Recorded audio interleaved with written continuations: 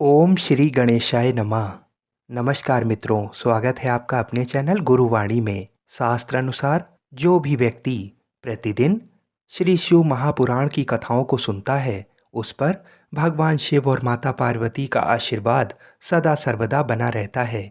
इसीलिए प्रतिदिन हमारे चैनल पर श्री शिव महापुराण की कथाओं को सुनाया जाता है। तो आइए हम भी इस पावन कथा का रसपान करते हैं। इससे पहले के भागों में आपने श्री शिव पूजन विधि तथा उसका फल क्या होता है, इस चीज को जाना। आज के इस वीडियो में हम आपको उसके आगे की कथा को सुनाते हैं। पाद्य और आचमनीय अर्पित करके अर्घ दें। तत्पश्चात गंध और चंदन मिश्रित जल से विधि पूर्वक रुद्रदेव को स्नान कराएं। फिर पंचगव्य निर्माण की विधि से पांचों द्रव्यों को एक पात्र में लेकर प्रणव से ही अभिमंत्रित करके उन मिश्रित गव्य पदार्थों द्वारा भगवान को नहलाएं। तत्पश्चात पृथक पृथक दूध, दही, मधु, गन्ने के रस तथा घी से नहलाकर समस्त अभीष्टों के दाता और हितकारी पूजनीय महादेव जी का प्रणव के उच्चारण पूर्वक पवित्र द्रव्यों द्वारा अभिषेक करें। पवित्र जल पात्रों में मंत्रोच्चारण पूर्वक जल डालें। डालने से पहले साधक श्वेत वस्त्र से उस जल को यथोचित रीति से छान ले। उस जल को तब तक दूर ना करे जब तक इष्ट देव को चंदन न चढ़ा लें। तब सुंदर अक्षतों द्वारा प्रसन्नता पूर्वक शंकर जी की पूजा करें। उनके ऊपर कुश, अपामार्ग, कपूर, चमेली, चंपा, गुलाब, श्वेत कनेर, बेला, कमल और उत्पल आदि भांति भांति के अपूर्व पुष्प एवं चंदन आदि चढ़ाकर पूजा करें।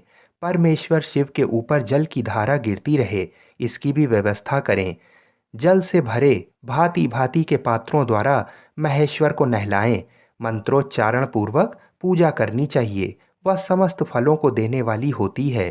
तात अब मैं तुम्हें समस्त मनोवांछित कामनाओं की सिद्धि के लिए उन पूजा संबंधी मंत्रों को भी संक्षेप से बता रहा हूँ। सावधानी के साथ इसको सुनो। पावमान मंत्र से, वांग में इत्यादि मंत्र से, रुद्र मंत्र तथा नील रुद्र मंत्र से, सुंदर एवं शुभ पुरुष सूक्त से, श्री सूक्त से, सुंदर अथर्व शीर्ष के मंत्रों से, आ नो भद्रा इत्यादि शांति मंत्र से, शांति संबंधी दूसरे मंत्रों से, भारूढ़ मंत्र तथा अरुण मंत्रों से, अर्थाभीष्ट शाम तथा देवव्रत शाम से, अभित्वा इत्यादि रथंतर शाम से, पुरुष सूक्त से, मृत्युंजय मंत्र से तथा पंचाक्षर मंत्र से पूजा करें। 1 सहस्त्र अथवा 101 जलधाराएं गिराने की व्यवस्था करें। ये सब वेद मार्ग से अथवा नाम मंत्रों से करना चाहिए। तदनंतर भगवान शंकर के ऊपर चंदन और फूल आदि चढ़ाएं।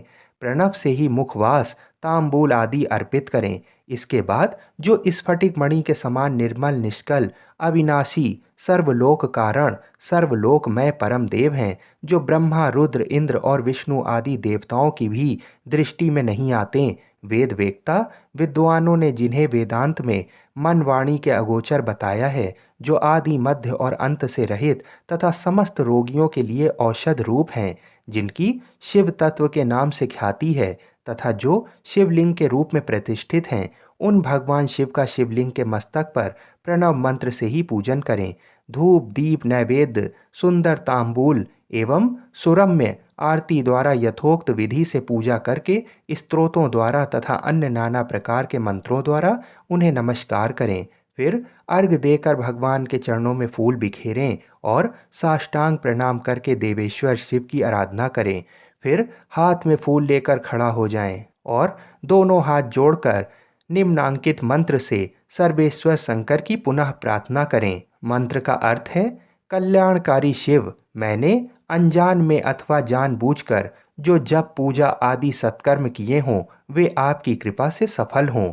इस प्रकार पढ़कर भगवान शिव के ऊपर प्रसन्नता पूर्वक फूल चढ़ाएं। 1 नंबर के मंत्र से स्वस्ति वाचन करके नाना प्रकार की आशी यानी 2 नंबर के मंत्र से प्रार्थना करें। फिर शिव के ऊपर मार्जन करना चाहिए, जो 3 नंबर में लिखा है। मार्जन के बाद नमस्कार करके अपराध के लिए क्षमा प्रार्थना करते हुए पुनरागमन के लिए विसर्जन करना चाहिए। क्षमा के लिए 4 नंबर मंत्र पढ़ें और विसर्जन के लिए 5 नंबर, पुनरागमन के लिए विसर्जन करना चाहिए। इसके बाद अघा से आरंभ होने वाले मंत्र का उच्चारण करके नमस्कार करें, जो 6 नंबर का मंत्र है। फिर संपूर्ण भाव से विभोर हो इस प्रकार प्रार्थना करें, शिवे भक्ति शिवे भक्तिर्भवे भवे अन्यथा शरणम नास्ति त्वमेव शरणम मम। प्रत्येक जन्म में मेरी शिव में भक्ति हो, शिव में भक्ति हो, शिव में भक्ति हो। शिव के सिवा दूसरा कोई मुझे शरण देने वाला नहीं। महादेव आप ही मेरे लिए शरणदाता हैं। इस प्रकार प्रार्थना करके संपूर्ण सिद्धियों के दाता देवेश्वर शिव का पराभक्ति के द्वारा पूजन करें। विशेषता गले की आवाज़ से भगवान को संतुष्ट करें। फिर सपरिवार नमस्कार करके अनुपम प्रसन्नता का अनुभव करते हुए समस्त लौकिक कार्य सुखपूर्वक करता रहें। जो इस प्रकार शिव भक्ति परायण हो प्रतिदिन पूजन करता है, उसे अवश्य ही पग पग पर सब प्रकार की सिद्धि प्राप्त होती है। वह उत्तम वक्ता होता है तथा उसे मनोवांछित फल की निश्चय ही प्राप्ति होती है। रोग दुख दूसरों के निमित्त से होने वाले उद्वेग कुटिलता तथा विष आदि के रूप में जो जो कष्ट उपस्थित होता है, उसे कल्याणकारी परम शिव अवश्य नष्ट कर देते हैं। उस उपासक का कल्याण होता है। भगवान शंकर की पूजा से उसमें अवश्य सद्गुणों की वृद्धि होती है। ठीक उसी तरह जैसे शुक्ल पक्ष में चंद्रमा बढ़ते हैं। मुनि श्रेष्ठ नारद, इस प्रकार मैंने शिव की पूजा का विधान बताया। अब तुम क्या सुनना चाहते हो? कौन सा प्रश्न पूछने वाले हो? इस प्रकार से 11वें अध्याय का यहीं पर समापन हुआ। आगे की कथा को सुनने के लिए हमारे चैनल को अवश्य सब्सक्राइब करें। हर हर महादेव।